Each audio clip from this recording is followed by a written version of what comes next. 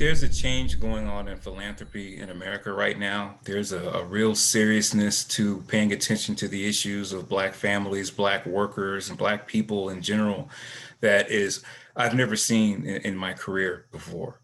So when I got the opportunity to interview with Hoffberger Family Philanthropies, and they told me that their big interest was in how do they ensure greater racial equity in their giving across the city.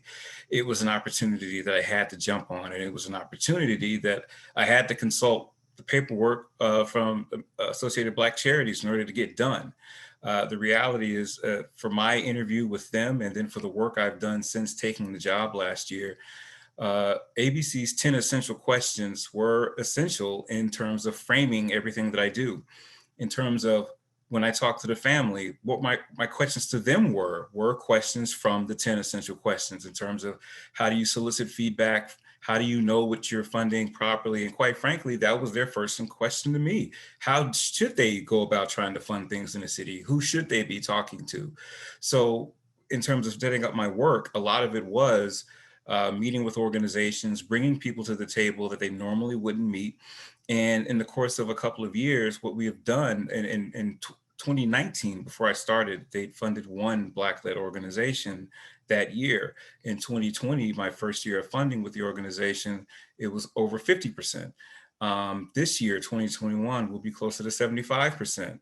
So the reality is the family, in terms of looking at how to do racial equity in this town, they learned it from ABC because I learned it from ABC. It was important to the family that they have resources and partners that were local and information that was local. They were very concerned about taking information from think tanks from DC and California that didn't understand the city. So they were comforted by the fact that I could bring that same information from those same think tanks, but also buoy it by showing them information from people right here in the city, names they knew and trusted, people they've been working with for years in terms of how to really make equity a part of this work and how to center the Black worker on economic mobility in the city.